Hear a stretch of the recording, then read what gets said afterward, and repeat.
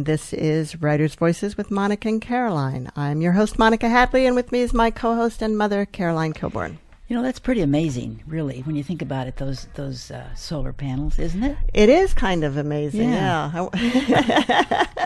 The sun and electricity. Yeah. You know, I was headed toward Burlington yesterday, and there's a big wind thing down there, and I know the environmentalists are, fighting those because of the birds. Not really. They're not? Yeah, there's some controversy about that, but in general, the birds aren't affected that much by it, nearly as much as by the effects on the environment of coal and oil and so forth. Well, I was going to say, when there's just one there, I can see where it wouldn't be. If there's a whole bunch of them, then that would be something else. But. Yeah. Okay, well, we have an interesting novel today, an interesting author, Sonia Taitz. And this is Great with Child, and it's a kind of a play on words. Yeah, you wonder, okay, what's going to go here? Okay, so she is an essayist, playwright, and author of 3 novels and 2 works of nonfiction, including The Watchmaker's Daughter. An award-winning writer, her work has been praised by the New York Times Book Review, the Oprah Magazine, the Chicago Tribune, People, and Vanity Fair. And so we are welcoming her today. And Sonia is also a Yale-educated lawyer, and her character is an attorney in Great with Child. Welcome to Writer's Voices, Sonia. Thank you. Nice to be here. I wondered how come she knew so much about being a lawyer. I've tried to forget, but it still stays there. So let's talk a little bit about... before we get into Great with Child and really what it's about and the characters there, let's talk a little bit about your past writing history. So this is your 3rd novel, and your memoir. What was the first book that you published? Mothering Heights. I've written 2 nonfiction books. This is my 5th book. Mothering Heights was nonfiction. It was kind of like. It was kind of like a memoir about what it's like to have children and be in a society that keeps telling you how to do everything and all the educational toys you have to buy, and how you suddenly turn into somebody who's a real novice in a field that you probably have some instincts to do well. Oh, interesting. So basically it was saying, the best advice, is probably what your child gives you as you grow with the child, rather than what all the intruders from doctors to well-meaning relatives are poking you about, getting black and white mobiles and teaching them Latin while they're still in the uterus. Those are things you can stop worrying about as long as you have a nice bond with your child. I saw a cartoon once about, and it had a couple, one couple with a baby in a baby carriage, a regular stroller, and another couple, they were carrying the baby on one of those things that, you carry on your shoulders from one person to another, like they would carry kings on and so forth. And, yeah. And the joke was something about, well, we're more into the parenting experience than you are. Yeah. The book was kind of a satire because I felt like people were treating it like it was such a huge thing that could be analyzed through books and articles, that you'd have to get special kits, pregnancy kits, and language kits and mobile kits, and it took a lot of the fun out of it. So, and actually, now that I think of it, that first book and this current book, Great with Child, both have to do with the kind of the holy and very interesting business of being a mother. Mm-hmm. Definitely. Right. In this book, the main character, Abigail, must figure out who and what she really wants in life, go get a partnership at a big Manhattan law firm with little interaction with her new baby, and the perfect nanny to help achieve that, or a cohesive family unit with work-life balance. And so this this book is good because she decides what she wants, and she decides with some difficulty. And the whole book is basically a process. I don't want to give away the ending, but it's neither one thing or the other. It's like there's seemingly a war going on between people who are staying at home and people who are 100% committed to, tough careers. And this explores a middle ground. Mm-hmm. And what I really think is that we tend to think of our lives as one straight line for some people going up towards success, but a lot of things happen and throw chaos, a good chaos, and slow the momentum down and make us into human beings. Whether it be a child or an illness in the family, or some sudden thing that you're not ready for can humanize you. Right. Now, one of the things, another issue that the book deals with is the sexism in the workforce and kind of the expectation that if a woman has children, then she isn't going to be dedicated to her career, and therefore companies sometimes are less likely to want to invest in women, even if they're not planning on having children, because they think they will, and then they will. And they certainly seem to prefer, we're talking about the most, hardcore, I find them very macho careers like law and investment banking, the sort of things that people who do very well in school and may want to have very what we call success in life might be steering themselves toward. It's a very male paradigm where you have to be tough and like a soldier and not have other interests. So yes, they would probably prefer, if they do hire a woman, that she not be softened and confused by duties outside the firm, whether to her children, to her siblings, to her parents. So, and that's what happened to me when I became a lawyer. That I thought I've been thinking about for years. Why it had to be that way. That the best people in school would be suddenly told to stop being full-fledged people. Yeah, but it's a tough one though, because if you kind of can see the boss's perspective if they're investing a lot of time and energy into somebody and then they quit to stay home. Definitely. I think I see both sides. I think the businesses are run from a profit motive, and so from that perspective, yes, but there are new kinds of businesses, new models, new cultures in which women are given long parental leave, and so are men, or in which the company workers are encouraged to be happy, to be well-rounded, and sometimes they find that there's more productivity and they don't lose so many people. When it's all black and white, you might have a greater fallout. Well, that's a good point. And I, personally as a business owner, I provide a lot of flexibility to employees, male and female. Probably have good loyalty. Exactly. And people live through the natural life events. And they are cyclical. They're not, nothing is a straight line. So with parenthood too, parenthood has ebbs and flows. The first few years are certainly the most intense. So I guess I have to agree. I don't mean to villainize law firms, but I do think that what's currently going on in many places is not deeply human. Well, it doesn't really benefit anybody in the long run. It doesn't benefit the company to enforce that lifestyle of, it's the firm is everything, because eventually people burn out and okay, so maybe the men don't quit when they have kids, but they end up having heart attacks at 50. Yes, they have heart attacks, or they end up, with a divorce, and then lo and behold, the children don't know them, don't really see or like them very much. I mean, there is some sort of tremendous loss. This great poet John Keats called our life the great veil of soul making, and everybody should have a chance to develop themselves so they have a rich life on many levels, not just the material one. So family is very important towards that. And I think men should not be deprived of that any more than women should. Of course, I grew up in a law family. Yeah. My father was a lawyer, my grandfather was a lawyer, and my great-grandfather was a district judge. But it was a small firm. It was small-town lawyers. Yeah. There's a lot of difference between small-town lawyer and the big corporation, I'm sure. Yeah. I remember my firm tried to convince me that they weren't going to be really tough. We had heard these horror stories that you have to work till midnight, or they'll send you away every weekend to a very boring place where you have to search documents. My firm said, we are so laid back that every day at 4 o'clock we serve tea in the English style. And I thought, that's a good sign.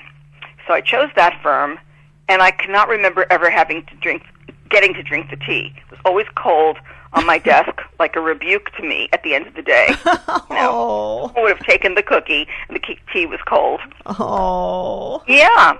So, luckily I had a really nice office. They give you great perks, like the tea, I suppose, is one of them. You can also get driven home at night if you work very late, and they'll pay for your sandwich that you eat, while crying at your desk. And you have a door that you can shut while you can, take a little nap. So I guess I'm making it sound really bad. But most people think it sounds great because they hear what the salaries can be. Yeah. Right. Yeah. Now, it sounds like you had some mixed feelings about becoming an attorney in the first place. Very true. Very true. Yeah, I write about that a lot in my memoir, where The Watchmaker's Daughter, because my parents were immigrants. They were Holocaust survivors, and it mattered so much to them that, like many immigrants, they felt like the American dream was absolutely holy, and their children should have a great education and become doctors, lawyers, opticians, whatever, something which you wore a special jacket maybe, and had a certain amount of authority and dignity and grace. So it was basically, for me, law or medicine, and I chose law. But I realized very early on that it wasn't really, it was very factual, very practical, and I'm not really that way. Like, there'd be a law case about, like early in law school you learn about, the apple tree is growing from Mr. Jones's garden, but the apples are falling into Mrs. Smith's garden. Who do the apples belong to? And I would think, well, are Mr. Smith and Mrs. Jones, like, are they lovers? Do they like each other? I would think about what kind of apples are they? Are they green apples? Paying attention, was not paying attention to the right parts of the law, even from the beginning. So what is the, what's the answer to that? I don't remember, but I think that if a couple branches go into, like, the second person's lawn, they don't belong to her. They all belong to the owner. I could be wrong. Contracts, yeah. Hopefully. Learned about things like bills of lading. I was thinking, where are the ships going to? Is the hula danced at the destination? The wrong thoughts. So hopefully they would share the apples. Hopefully they would. Yeah. That's right. They could make an apple pie and just, not go to the court. Yeah. Right. This. Right. So, so you dropped out of law school or took a leave of absence from law school? Well, what happened was, so I started law school right after college, and I was 21. I felt like I wasn't ready to switch from, my college experience had been eye-opening, very beautiful. I'd studied English and psychology. I was exploring the secrets of the human mind. I was exploring poetry and literature. And so I begged my poor father to let me take a leave of absence, and I also asked the dean to go get a degree in English, just spend a few more years studying the arts. And everybody agreed, so I ended up going to Oxford for 2 years.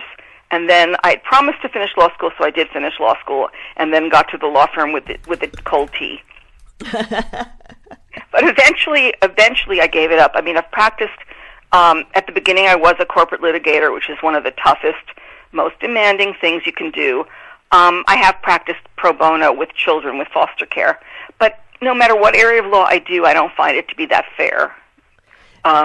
It's usually the person with a better argument, the better vocabulary, or the more expensive lawyer who does better in court. And so I'm more interested in the truth, in words being used to advance the truth or advance goodness, and so I do prefer to write. So justice does not always prevail then in the courtroom? Many times it doesn't. And I've seen that happen. Do you regret the time and money that you spent on law school? Not at all. It's funny because I use it as a baseball bat to, like, scare people. I always say, well, I went to law school, and they seem to withdraw if they're, any trouble. It's a statusy thing. It's a power thing. As a woman, like, I'm not a tall woman, but this law thing seems to add a few inches to my height. And then, like, on a radio show, someone will say Yale Law School, and I feel this great shiver because it was really hard to be the daughter of people who didn't speak English, and in 21 years get into that kind of law school.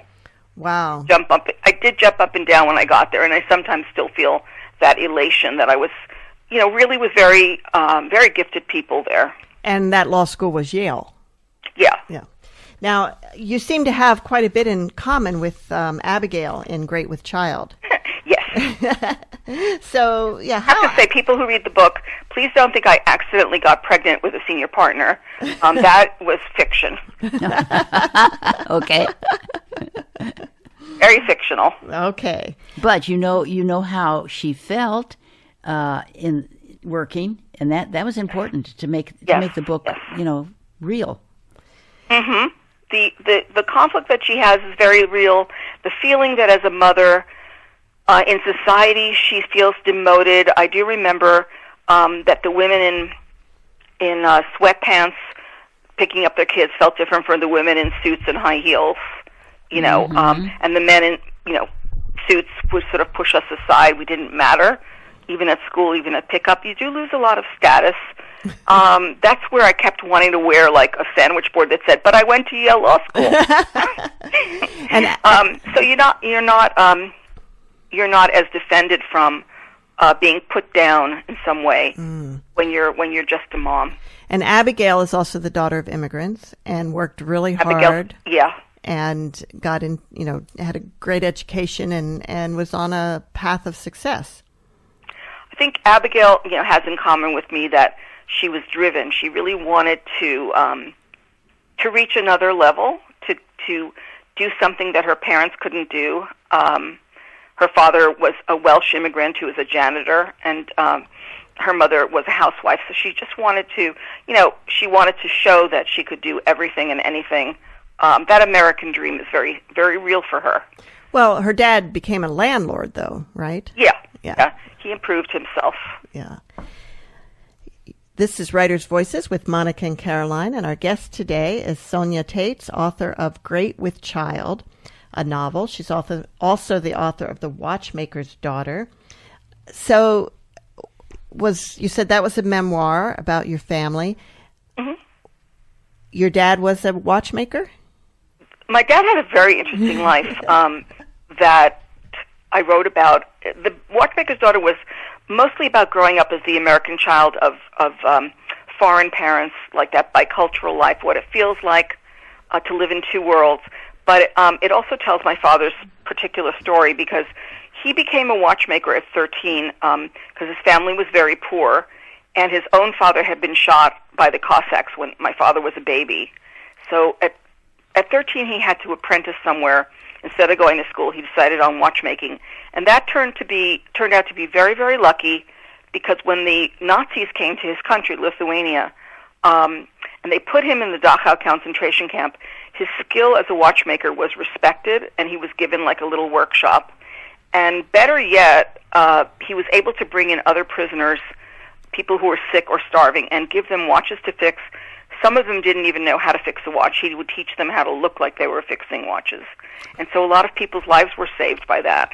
Sounds like somebody like Schindler, right? Yeah. Yeah, he was like the prisoner, the Schindler in the prisoner's uniform. Yeah. Wow. You should write that story. Well, that's a wonderful story. It's in The Watchmaker's Daughter. Oh, that's what it is. Oh, yeah. Okay. Yeah. So, people really respond very strongly to that, and I bet. I think it made me want to do big things with my life. My particular case, to go to law school and then to go to Oxford. I was thinking very big. What my parents didn't reckon on, and that's a lot of the story of Watchmaker's Daughter also, is that I ended up falling in love with someone who was not Jewish, and there was huge Romeo and Juliet consequence from that. Mm-hmm. So that was the book has a lot of love dilemmas and hero stories, and it's something I'm very proud of. And when was that published? That was published in 2012. Okay. And I'm still talking about it. I still get invited to read or talk about it. Well, that says a lot for it, doesn't it? People magazine liked it, and Vanity Fair got good reviews. And it's got a great story. I have to thank my parents for living such interesting lives. Yeah, Mom. Sorry. Well, the title of this book that we're talking about today, Great with Child, and I just realized you're great with child when you're pregnant, but you're great with a child. Yes, You know, that's this is it's great. It's great. And you can also have a great career with a child. Yes, you can. right. It's basically exploring and what is greatness. You know, how do we measure it? Right. True to yourself, doing good in the world, that sort of thing. You know, I never really had to choose between motherhood and career.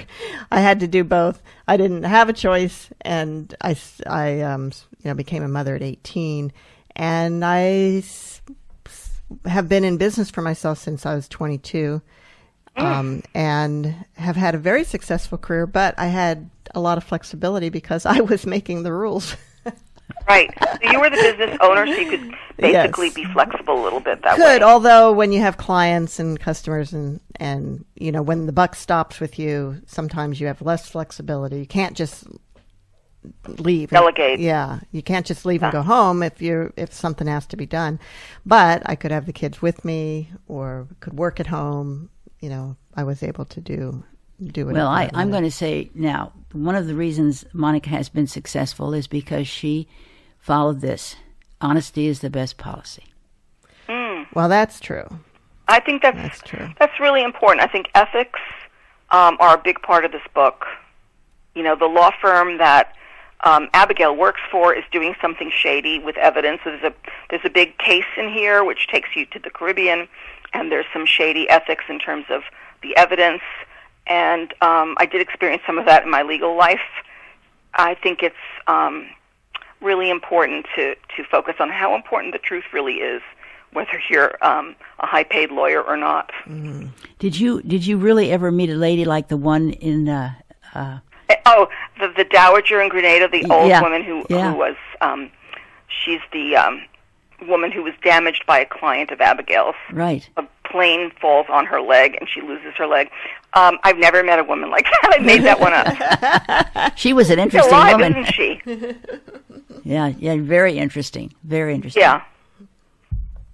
She becomes a big force in Abigail's life because Abigail has lost her mother, the mother who was the housewife that Abigail sort of took for granted, and only now that she's had children, she's beginning to understand the beauty of sacrifice, the beauty of service.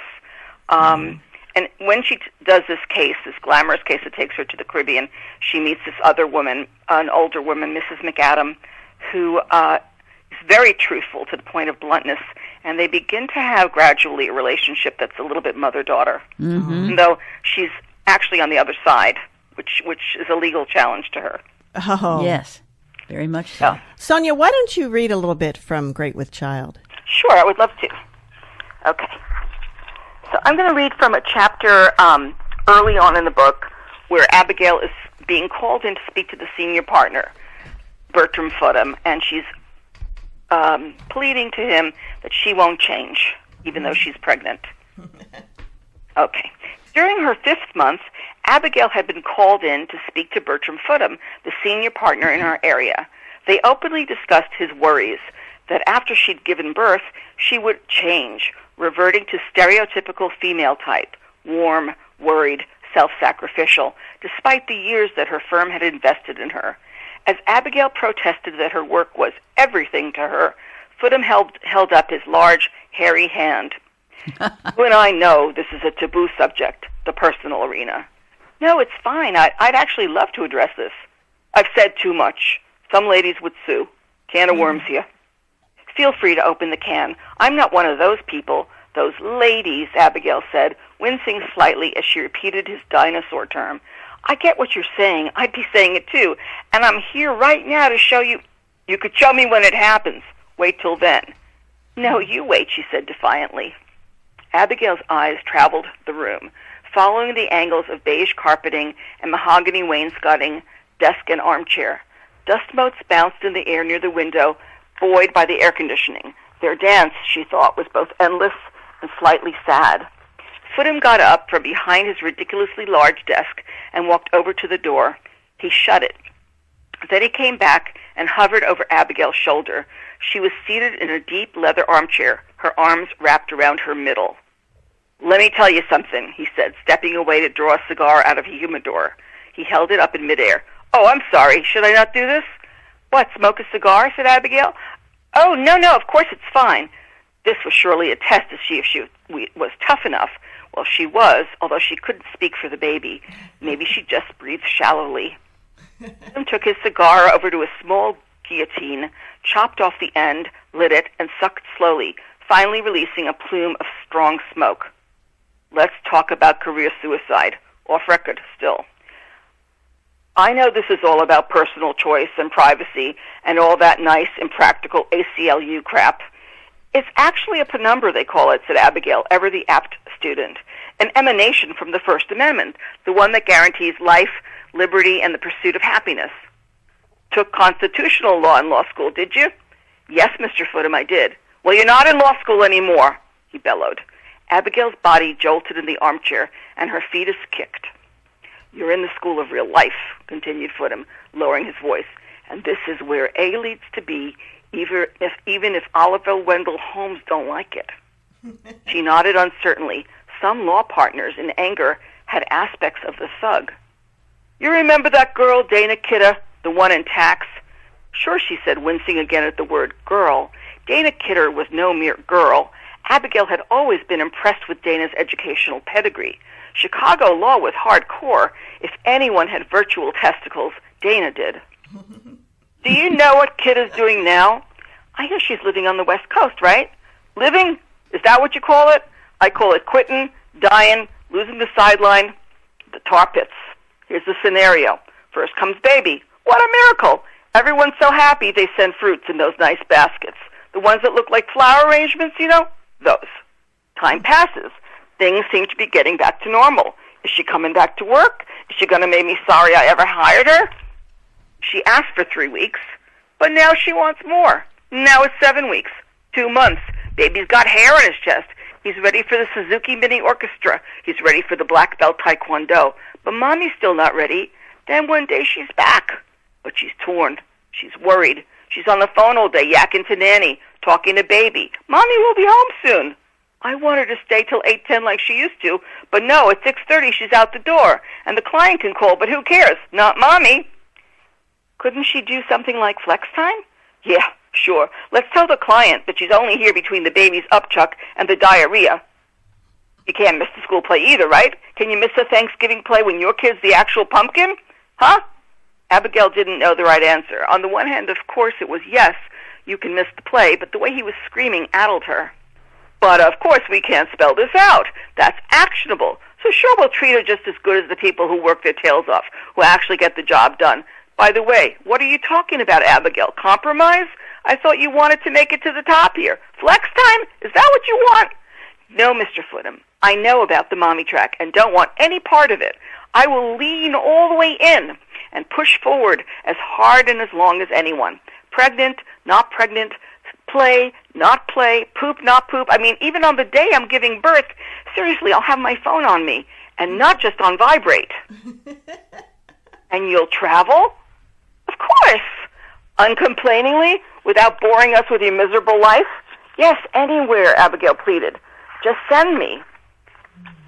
Maybe you're different, and maybe not. Sounds like you've had a lot of experience with this, Abigail ventured, only slightly shaken. She had always beaten the odds and would now. I've seen it from all sides, dear. I'm a father. Here, look. He motioned over to a side table. Within a gilt frame was his most recent family. Several small kids in ski gear, his wife's lineless face haloed in lavender fox. She had a degree in interior design from Parsons, he said ruefully, but you know how it goes. Now she decorates our houses. The Sun Valley Lodge is actually a knockout. Beautiful, said Abigail politely, referring to the wife, the snow, the house, Sun Valley, all of it. What could she say? In some way she saw that Footham felt proud of his silver-framed story, but she, Abigail, would not be silver-framed. And then one day the husband decides to move to San Diego, so she goes, Footham continued. True story. Dana Kidder, tax attorney, J.D. Chicago, an appendage, mere chattel. Her husband parks her in the Spanish-style mansion that it takes a team to clean, waves goodbye, and hits the ground running. In 15 years, her kids will do the same. So Dana will get real good at tennis, renovate the kitchen, again, take a puff pastry course, get a liquid facelift, lift her boobs, Brazilian ass job, his voice trailed off, Sounds like you know a lot about this, said Abigail diplomatically. Autologous fat transfers, said Footham, as though he were speaking a different language. He knew so much from keeping that third wife of his in shape. Just wait, you're going to be one of those people, he muttered. I've already got a great life here at the firm. Sure, let's hope for the best, said Footham generously. I have kids, and it hasn't changed me one iota. That seemed true. That's all. Thank you. Oh, that was boy. Sonia Taitz reading from Great with Child, her newest novel. Sonia, how did you make the segue from being an attorney to being a writer? Well, while I was an attorney, I started writing reviews, theater reviews for the New York Law Journal. So I was always trying to sneak away. I also had started writing in those interim years between my first and last years of law school. When I was off at Oxford, I was writing plays there. So it was always like something I was doing on the side. And then eventually, when my first novel almost got published, it actually fell through. But anyway, I then quit completely. Tell us a little bit more about that. That sounds like an interesting That's a very story. sad story, but it has a happy ending. I was wined and dined and told it would be a literary event. It was a very good small press in Boston. I bought a special dress, white, I remember, with like a turquoise belt. And I felt very, very, very chic in that. And then the deal fell through because the book was very autobiographical. It was a novel about a girl in Oxford who falls in love with an Englishman, and both parents object. Very autobiographical. But again, there's a pregnancy there that didn't happen. It was called In the King's Arms. Anyway, they said that the small publisher someone had recently accepted a book about Oxford. They didn't want to, and so that was over. And it took me like a long, long, long time till I got it published. And it was published finally in 2011. So was that your first book that was published? Novel, yeah. So the first book was Mothering Heights, and then there was that was in the 90s, and there was a very long period of taking care of my kids, not doing law or writing particularly, and taking care of my parents who both got very sick with cancer. And finally, when I emerged, it was in 2011 with this first novel finally getting published. Wow. The New York Times reviewed it, and I was very, very excited and happy. So what did it just sit in a drawer that whole time, or were you making an effort the whole time to find a home for it? It wasn't. I was doing more plays on and off. I was doing plays here and there, and I was also beginning to write the memoir that would be The Watchmaker's Daughter. So over the years, I was writing that memoir, but afraid to show it to people. And when I finally met a really good agent, I showed her the novel as well. Ah. Or in the novel, yeah. So with the original, the publisher that backed out, can you say again, it was because it was set at Oxford that they backed out? He said we already, unbeknownst to me, someone else just acquired a very similar book. Ah. So, yeah, and I think I did persist. I got a different publisher to say maybe, and then it went to the subsidiary rights people, and they said no. It's a very, very long process. It's even longer now, where you have to be accepted by different levels of the publishing company. Wow. That second one was a big, big company. Wow. So that must have been discouraging for you, because you were already successful with Mothering Heights, correct? Right. I was very successful with that, and I'd been on TV a lot, and I'd been reviewed. That was also in People magazine. So I didn't realize that your life doesn't just stay one way. There are lots of ups and downs. I didn't realize. That's how young I was. But, in a sense, when I showed this old novel to my new agent, and she loved it, that was it was really almost better than the first time. Uh-huh.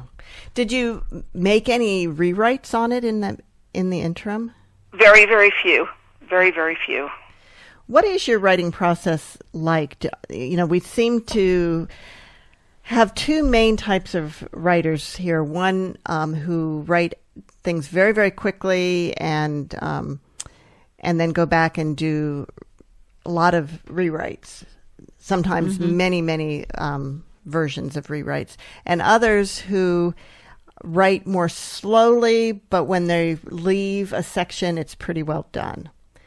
You know, I've often heard that there's two types, like the kind that, and maybe this is overlaps what you're saying, the kind that writes by the seat of their pants and the kind that makes a huge outline and cards on the walls.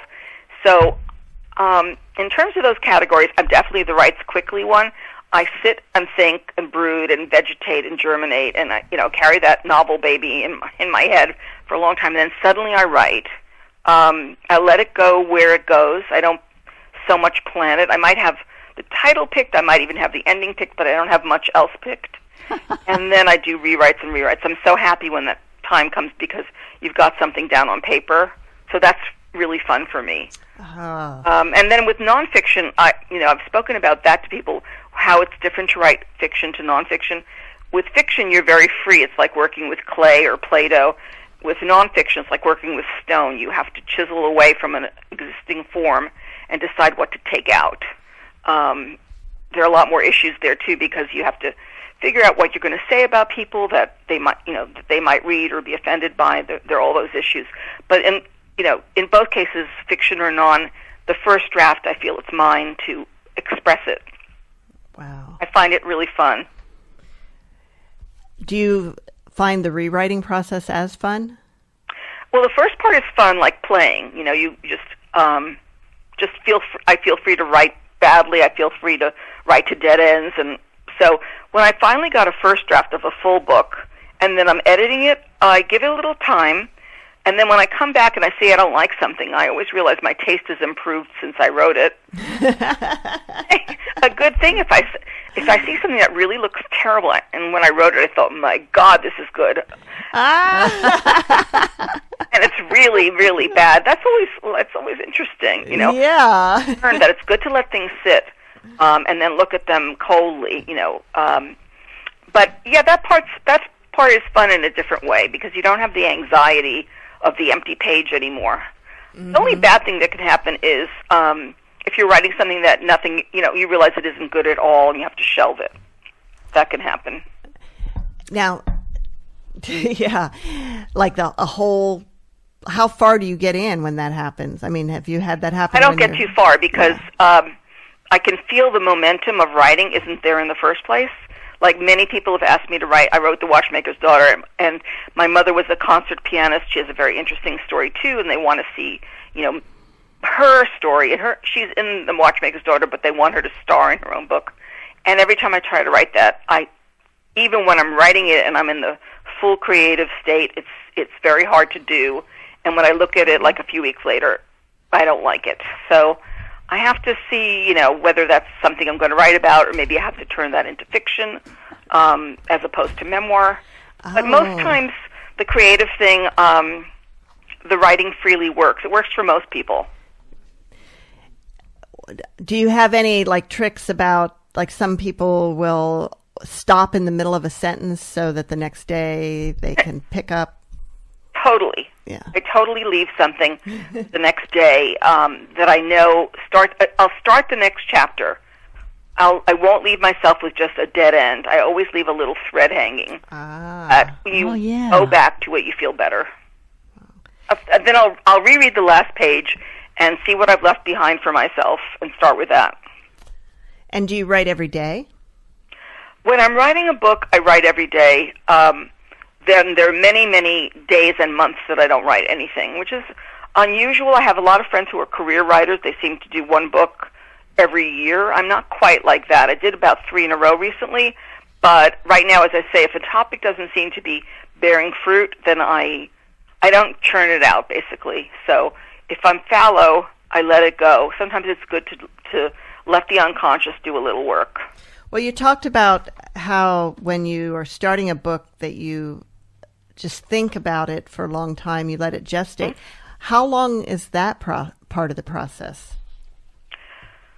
Well, it could be a year or two even. With my parents, after they died, it took me 10 years to write to write about my father, actually. More often it's about a year or so that I'm just processing because, William Wordsworth would say that it's emotion writing is emotion recollected in tranquility. You don't want to write it as some sort of polemic, passionate argument against someone who done you wrong or something you really want. You want to write it with a little bit more wisdom and a little bit more poise. You have to digest it, and at some point it turns into a life lesson for me. I want all my books to give, to offer something to other people that's a life lesson, that I'm giving something that I've learned that I want to share.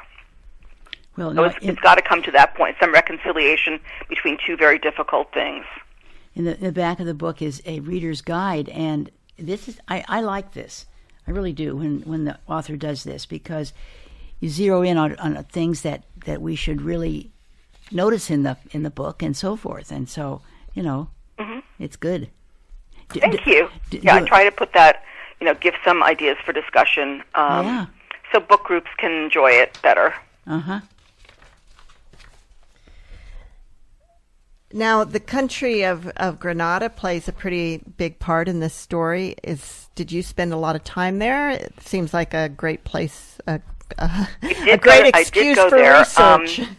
I went there once with my husband, and I stayed for like 10 days or something. It made a huge impression on me because it's very, very far away, and it's almost as far as South America, and it's less explored by tourists. So it's a little bit off the beaten path, and I remembered a lot of the details, like that the drink they drink, the soda is called Ting. I thought that was very cute. So a lot of that comes into it, some real feeling of being there, because I was actually, down there.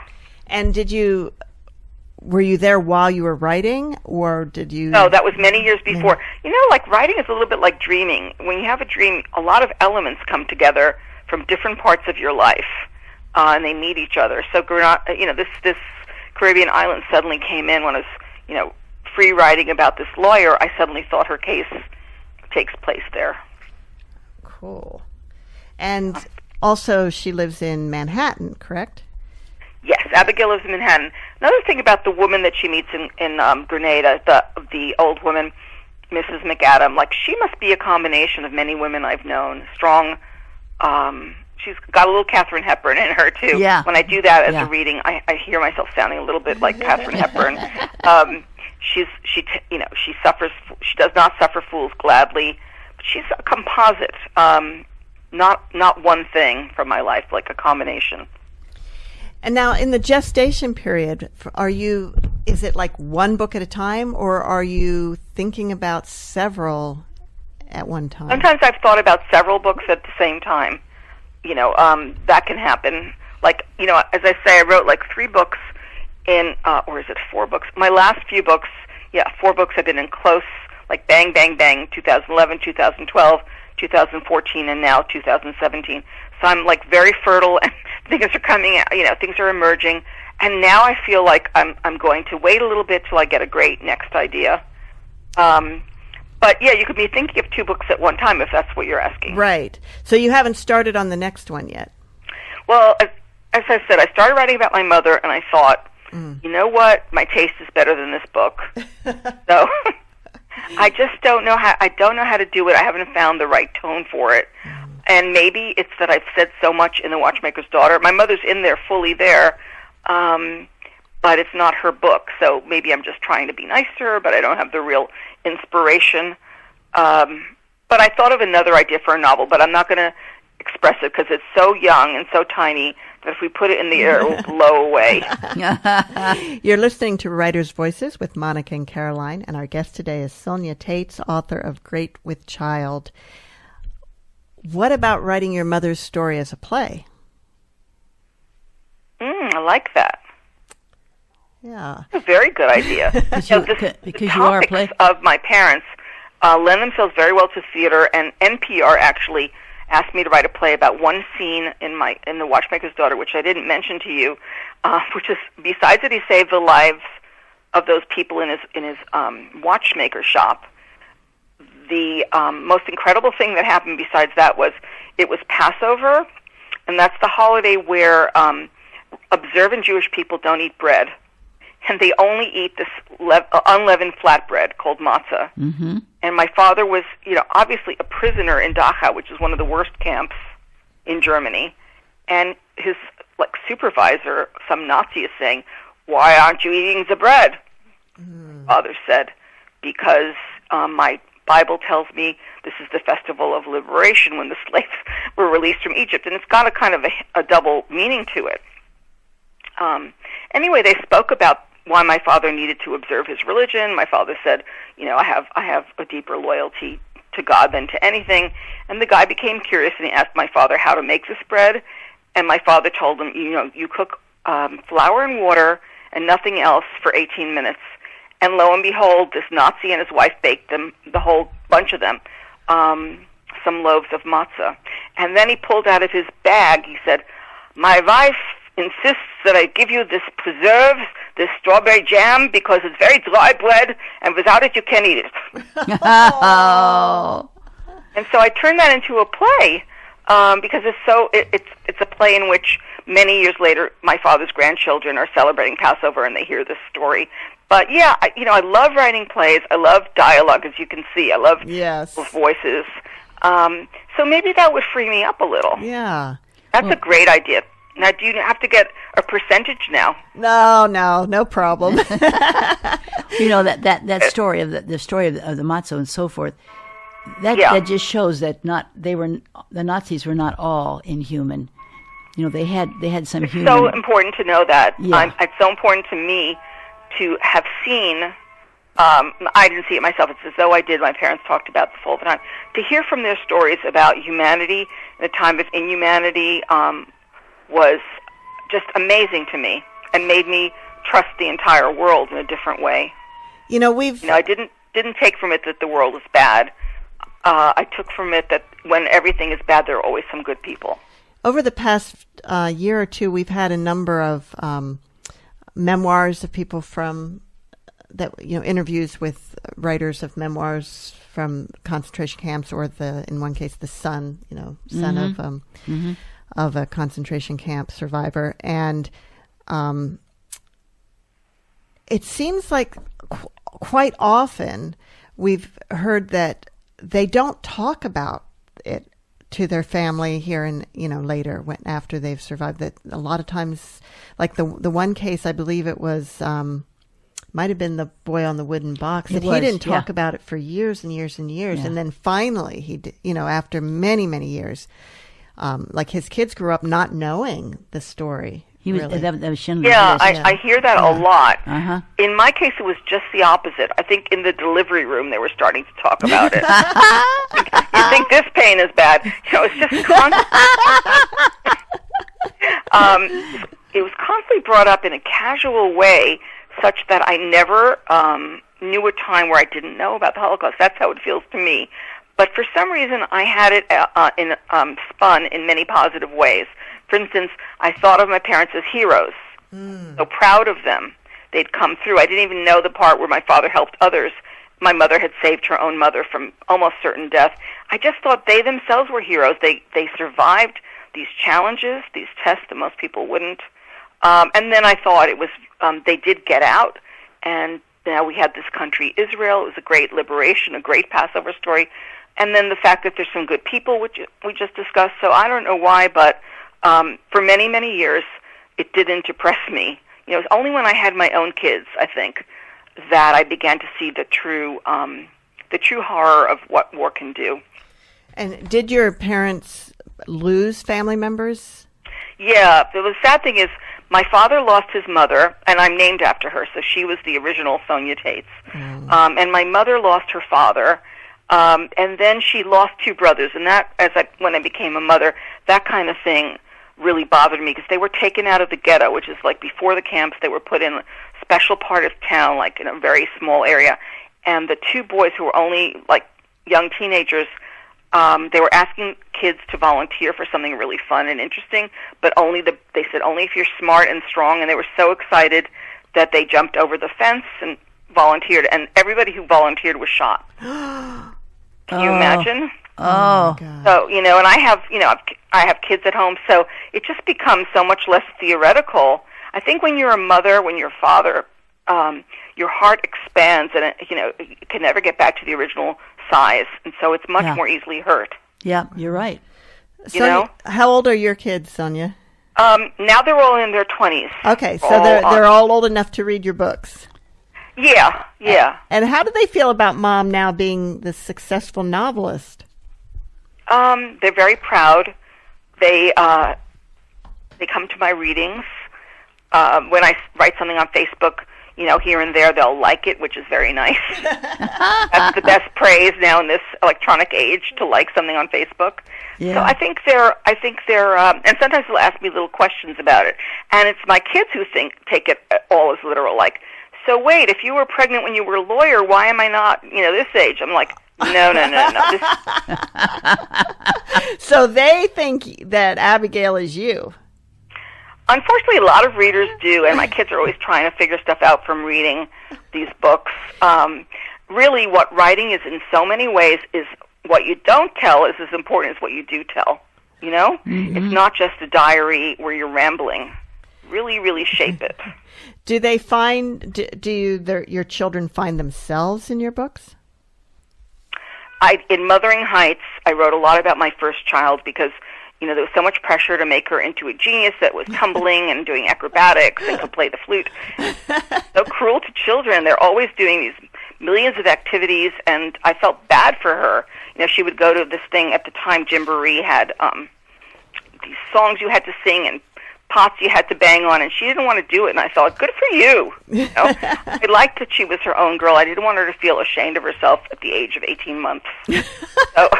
So she's in the book as someone that I tried a lot of these things on. I thought, these are so excessive, the things that mothers are supposed to do to bond and to raise the perfect child. And my little Emma wasn't doing much of it, and I said I was so proud of her, Oh. So she's in there. And she doesn't seem to mind. Well, good. Yeah. You're listening to Writers' Voices with Monica and Caroline, and our guest today is Sonia Taitz, author of Great with Child.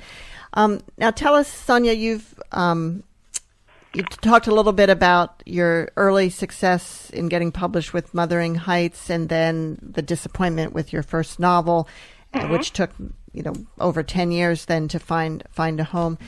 How you have since worked with both large and small publishers. Is that right? True?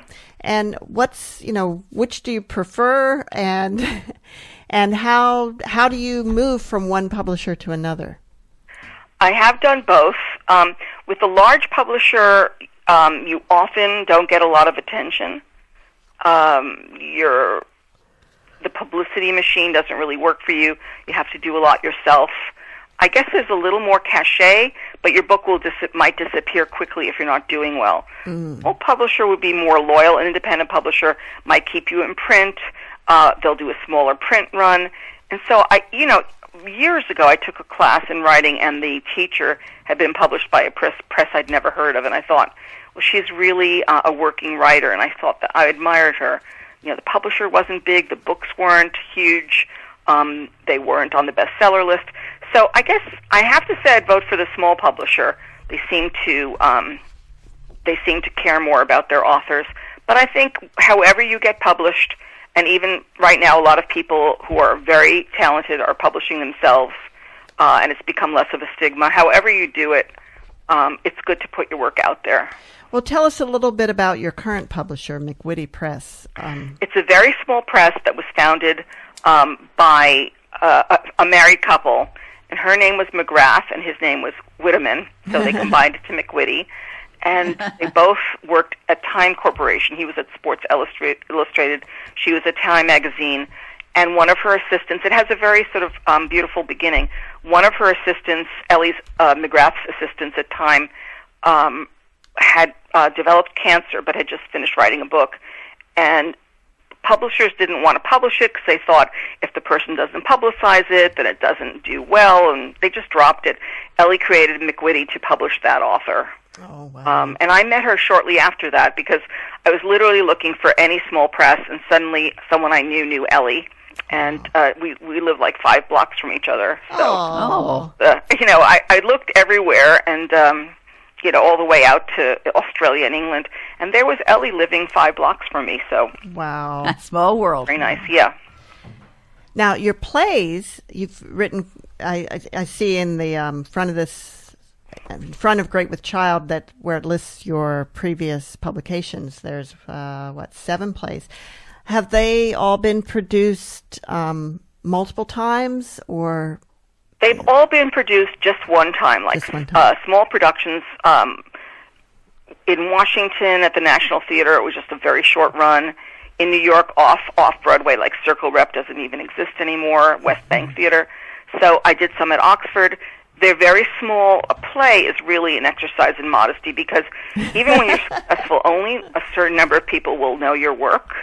Yeah. But it's a very beautiful thing, too. It's a religious experience to be in the theater sometimes. Oh, share sure. the words together. So it's nice. It's also a lot less lonely than regular prose writing, because there's a team. So that can have a downside if you have like obnoxious actors, and the director wants to, update it and have everybody wear tinfoil or something creative like that. But generally, it's fun to work with other people. And for that little moment that it's presented, it's very magical. Oh, I bet. Oh, yeah. It must be a great well, experience. how do you get plays performed? Everything, I have to say, everything in the writing world is hard. It's hard to get published. It's hard to get plays performed. I live in New York, luckily, so I would know people in theater. I started to write for the New York Times. I was doing arts and leisure articles, so arts pieces, and I interviewed a writer called John Patrick Shanley when he was not famous. And after that, he became really, really famous. He won the Oscar. He got a Pulitzer Prize. He won a Tony. He wrote Moonstruck and Doubt. So anyway, I was in his writers group. He liked my work, and I was in his writers group. That made it a lot easier for me to approach theaters. It is like being in groups, studying, taking courses, writing to other playwrights, attending plays. It is. I have to say, it's harder to do it from out nowhere. It kind of works better if you're doing something in the theater. So it's true. Sometimes it's who you know, and I think it is. I think it is. I'm sorry to say that, but it is a little clubby. Mm-hmm. It's a little clubby. But even if you knew the people, I remember I knew one director. He had done some workshops of a play, which means they were thinking of producing it, but they were taking a really long time. It was a nice big theater in New York, and I was friends with him. We were on the phone a lot, and we went out to theater together. I thought any minute now he'll say he's going to produce my play. So one night we're at the theater, and during intermission I said to him, "So do you think this will go to full production?" And he said, "This is neither the time nor the place." all that hobnobbing and. Well, Sonia, I'm really happy that you've had such success with publishing, and even if the plays have not taken the world by storm, like you say, it's a great experience to see them performed. Mm-hmm. And we are out of time, so thank you so much for being with us today. I want her to hear Thank you. It's been I want her to hear my ending. And Caroline has some closing words for us. This is about your father. If you can't be a pencil to write anyone's happiness, then try to be a nice eraser to remove some of their sadness. Beautiful. Stay tuned now for Planet Erstwhile. You can hear the rebroadcast of this and see you next week on Writers' Voices.